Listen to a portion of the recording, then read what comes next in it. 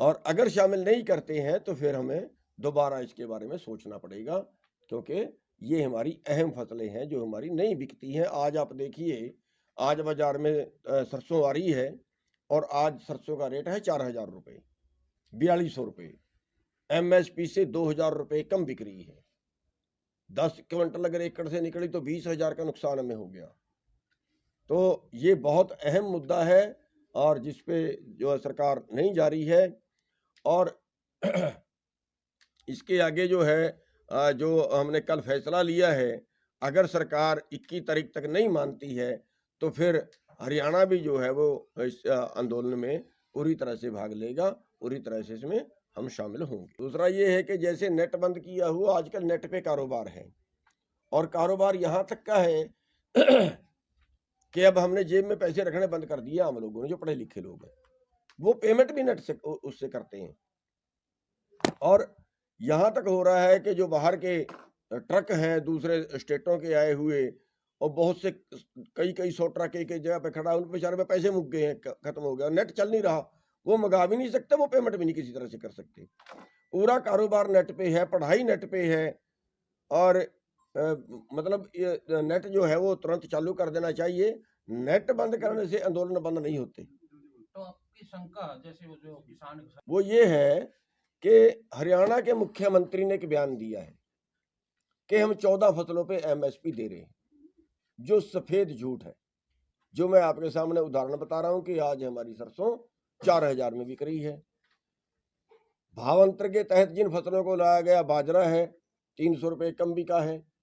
आपके आंदोलन किया, सूरजमुखी का भी इन्होंने भावांतर में ले आए और उसका 500 रुपये से 700 रुपये तक MSP से कम मिला है। दालें कोई MSP पे नहीं खरीदी जाती हैं।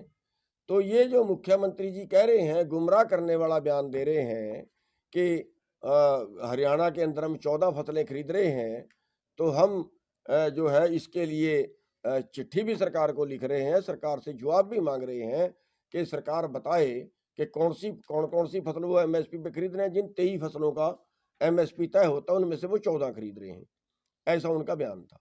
कौन सी 14 खरीद रहे हैं, वो कितने प्रतिशत खरीद रहे हैं।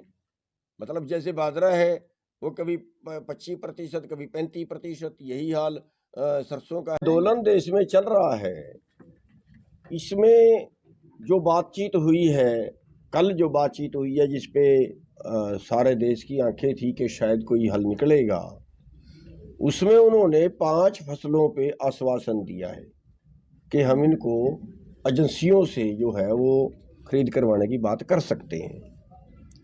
हमारा उसमें कहना ये है कि 2 मुख्य फसलें पे चर्चा नहीं हुई। क्या चर्चा नहीं हुई है तो माननी नहीं है, चर्चा हुई हो तो माननी नहीं है। उनमें एक फसल जो बहुत अहम है वो है ऑयल सीड। ऑयल सीड पे कोई चर्चा नहीं हुई है और ऑयल सीड बहुत भारी मात्रा में पैदा होता है, हरियाणा में भी, पंजाब में भी, बाकी पूरे देश में भी होता है। और ऑयल सीड की वजह से खाने वाले जो तेल हैं वो बाहर से बहुत बड़ी मात्रा में निर्यात होते हैं। मानिए करीब 1 लाख करोड़ का तो हर साल हो ही जाता है, जो अपने देश का पैसा दूसरे देश में जा रहा है। और दूसरा उसका नुकसान ये हुआ कि जो गेहूं का एरिया था वो बदल के सरसों के नीचे चला, वो जो सरसों का एरिया था वो बदल के गेहूं के नीचे चला गया। गेहूं का उत्पादन फालतू है और सरसों का उत्पादन कम हो गया है। और एक टाइम वो था जब जब अच्छा रेट हमें मिलता था तो हम अपने देश की खपत का 97% खाद्य तेल खुद पैदा करते थे, जो आज करीब 50% पे आ गया है और बाहर से फिर हमें मंगाना पड़ रहा है। और ये जो है ये इसमें लिया जाना चाहिए, इसके बिना कोई फैसले का कोई मतलब नहीं रहता। ये भी उसमें शामिल होना चाहिए। सूरजमुखी, सरसों, तोड़िया, जितने भी ऑयल सीड है। और दूसरा, बाजरे पे कोई जिक्र नहीं हुआ। बाजरा बहुत भारी मात्रा में यहाँ पे होता है, बाजरे का कोई जिक्र नहीं किया। और अभी तक ये भी क्लियर नहीं किया कि ये जो है ये कितने एरिए का लेंगे। कभी ये ना हो कि उनके मन में कुछ ऐसा हो कि भाई ठीक है पंजाब की बात कर लें, हम हरियाणा की ना करें। अगर कोई ऐसी बात हुई तो फिर हमारी मजबूरी होगी कि फिर हरियाणा में वो कुछ होगा जिसकी उम्मीद नहीं कर सकते। फिर आप ये ना समझें कि बैरिकेड लगा के रोक लेंगे, किसी तरह से रोक लेंगे, फिर तो इनके पास हमें गोलियां मारने का चारा ही बाकी बचेगा। फिर हमें इस तरीके से लड़ना पड़ेगा, इस तरीके से आंदोलन करना पड़ेगा कि फिर जो है इनके बैरिकेड कोई काम करने वाले नहीं है। तो ये ज़्यादा मैटर है कि जो भी 21 तारीख तक का टाइम है, जो भी सरकार ने कहना है वो ये सोच लें, ये समझ लें कि ये दोनों चीज़ें भी बहुत अहम हैं। और ये भी जैसे इन्होंने दालें बोल दिया है, जैसे इन्होंने मक्का बोल दिया है और जैसे इन्होंने जो है कपास बोल दिया है, तो ये चीज़ भी उसमें दोनों फसलें ये शामिल करनी चाहिए। और अगर शामिल नहीं करते हैं तो फिर हमें दोबारा इसके बारे में सोचना पड़ेगा, क्योंकि ये हमारी अहम फसलें हैं जो हमारी नहीं बिकती हैं। आज आप देखिए, आज बाजार में सरसों आ रही है और आज सरसों का रेट है 4000 रुपये, 4200 रुपये। MSP से 2000 रुपये कम बिक रही है। 10 क्विंटल अगर एकड़ से निकली तो 20,000 का नुकसान हमें हो गया। तो ये बहुत अहम मुद्दा है और जिस पे जो है सरकार नहीं जा रही है। और इसके आगे जो है जो हमने कल फैसला लिया है, अगर सरकार 21 तारीख तक नहीं मानती है तो फिर हरियाणा भी जो है वो इस आंदोलन में पूरी तरह से भाग लेगा, पूरी तरह से इसमें हम शामिल होंगे। दूसरा ये है कि जैसे नेट बंद किया हुआ, आजकल नेट पे कारोबार है और कारोबार यहाँ तक का है कि अब हमने जेब में पैसे रखने बंद कर दिए। आम लोगों ने, जो पढ़े लिखे लोग हैं, वो पेमेंट भी नेट से उससे करते हैं।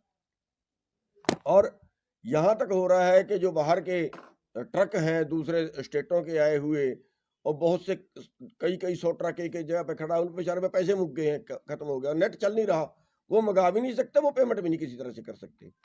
पूरा कारोबार नेट पे है, पढ़ाई नेट पे है। और मतलब ये नेट जो है वो तुरंत चालू कर देना चाहिए। नेट बंद करने से आंदोलन बंद नहीं होते। तो आपकी शंका जैसे वो जो किसान वो ये है कि हरियाणा के मुख्यमंत्री ने एक बयान दिया है कि हम 14 फसलों पे MSP दे रहे हैं, जो सफेद झूठ है। जो मैं आपके सामने उदाहरण बता रहा हूं कि आज हमारी सरसों 4000 में बिक रही है। भावांतर के तहत जिन फसलों को लाया गया, बाजरा है 300 रुपये कम बिका है। आपके आंदोलन किया सूरजमुखी का भी इन्होंने भावांतर में ले आए और उसका 500 रुपये से 700 रुपये तक MSP से कम मिला है। दालें कोई MSP पे नहीं खरीदी जाती हैं।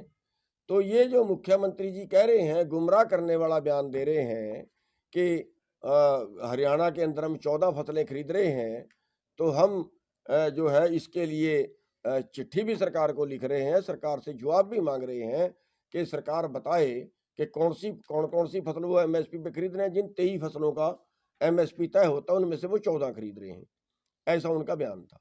कौन सी 14 खरीद रहे हैं, वो कितने प्रतिशत खरीद रहे हैं। मतलब जैसे बाजरा है वो कभी 25%, कभी 35%, यही हाल सरसों का है, यही हाल बाकी चीज़ों का है। उस पर कट लगा देते हैं, इस पर पोर्टल लागू कर दिया, इस पर अब आपका पोर्टल डबल चढ़ गया, अब आपका पोर्टल गलत हो गया। वो इस तरह से वो कर रहे हैं। मतलब उनमें भी कट लगा के वो खरीद रहे हैं और भाव अंतर के तहत उसकी भरपाई नहीं हो रही है। तो जो वो फसलें हैं वो सारी MSP के अंदर की जाए।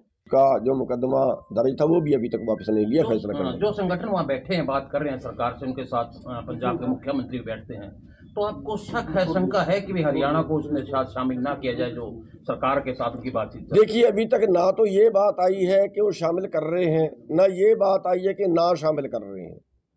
हम तो एक आपके माध्यम से चेतावनी देना चाह रहे हैं कि कभी हो सकता है, क्योंकि पंजाब के मुख्यमंत्री साथ में बैठे हैं, हरियाणा का मुख्यमंत्री तो साथ में भी नहीं बैठा। हरियाणा के मुख्यमंत्री को भी तो साथ में बैठना चाहिए ना। जो बात हो हरियाणा के मुद्दे भी तो वो उठाए ना, उनको तो हरियाणा की वकालत करनी है, वो करें। तो ये ना हो कि कहीं वो ऐसे कोई गुमराह कर दें, गोलमोल बात को कर दें कि हरियाणा शामिल ना हो। हमारा प्रेस कॉन्फ्रेंस करने का जो आज का मेन मकसद है वो ये है कि हरियाणा में भी वही चीज लागू हो जो पंजाब में हो। कभी कहीं कहीं किसी और तरह का ये समझ लें कि हरियाणा में अभी किसान नहीं उठे हैं। अभी हमने दिखा दिया है, जो हमने ट्रैक्टरों का प्रदर्शन किया है, जो हमने टोल बंद किए, हम इस आंदोलन में हमने दिखा दिया है कि हम भागीदारी हैं, वही मांगे हमारी भी हैं। जो इन फसलों का अगर देखिए, ये तो उनको पता होगा कि लेंगे कि नहीं लेंगे, लेकिन हमारा कहने का मतलब ये है कि एक तो ये जो 2 फसलें नहीं ली गई हैं, ये बहुत ही अहम फसलें हैं। डाइवर्सिफिकेशन के लिए भी जिसकी वो बात करते हैं, डाइवर्सिफिकेशन के लिए भी ये बहुत ज़रूरी है, क्योंकि सरसों के नीचे का एरिया बदल के गेहूं के नीचे चला गया है। गेहूं में 6 पानी लगते हैं, 5 पानी लगते हैं, सरसों में 2 पानी लगते हैं। 2 भी ना लगाओ तो भी चल जाता है। सरसों में तो ज़्यादा पानी फुहारे से ही देते हैं, वो तो उसमें बहुत कम पानी की लगता है। डाइवर्सिफिकेशन होगा और उसमें सरकार को आसान भी होगा। और दूसरा ये चीज़ है कि अगर ये आयात करना बंद कर दें, खाद्य तेलों का आयात बंद कर दें। आप देखो 2 साल पहले सरसों का 6500 से 7000 के बीच बिकी है, एमएसपी से 1000 रुपये ज़्यादा, और आज एमएसपी से 2000 रुपये कम, इसलिए कि अब उन्होंने बाहर से मंगा लिया खाने वाला तेल। उतना ही बाहर से आयात करना चाहिए जिसकी जरूरत हो, जो देश में कम हो। देश के उत्पाद को सस्ता करने के लिए बाहर से नहीं मंगाना चाहिए। देश में कमी अगर हो, अगर देश में वो चीज पैदा ना होती हो, तब बाहर से मंगाना चाहिए। ये नीति सरकार को बदलने की जरूरत है। आपका 21 को क्या स्टैंड? देखिए, अगर वो अगर 21 तक बात नहीं बनती है, तो हमने जो कल कमेटी जो हमने बनाई, जो हमने कल मीटिंग की थी और उसमें बहुत से संगठन शामिल हुए हैं, उन सब से हम राय करके उनके अगले की घोषणा उसकी हम करेंगे। प्रधान जी, जो देखिए, उसके लिए भी राय करेंगे, लेकिन फिलहाल तो हम उस सरकार की नॉलेज में लाना चाहते हैं कि सरसों तो बहुत बड़ी फसल है ना, सरसों ही शामिल नहीं की। दालें कितनी होती हैं यहाँ पे? दालें तो यहाँ पे बहुत कम है, फॉर्मेलिटी है, दालें तो बहुत कम है। और दूसरा जो उन्होंने कहा है उसका कपास का क्षेत्र भी चलो है, ठीक है, लेकिन पंजाब में तो बहुत कम है। लेकिन दालें तो यहाँ है ही नहीं, उत्पादन बहुत कम है दालों का। तो जो मुख्य फसल है वो जो है वो सरसों, तोड़िया या सूरजमुखी जो ऑयल सीड है, ये बहुत बड़ी मुख्य फसल है जिसको छोड़ दिया गया उसमें। धान और गेहूं जी, धान और गेहूं की बात करें तो वीट की नहीं, धान और गेहूं तो वो ये कह रहे हैं कि हम खरीद रहे हैं, धान और गेहूं हम खरीद रहे हैं। उनका ये कहना है कि इनके लिए एमएसपी वे सारी फसल खरीद देंगे, ये तो पहले से ही खरीद रहे हैं, ये उनका कहना है।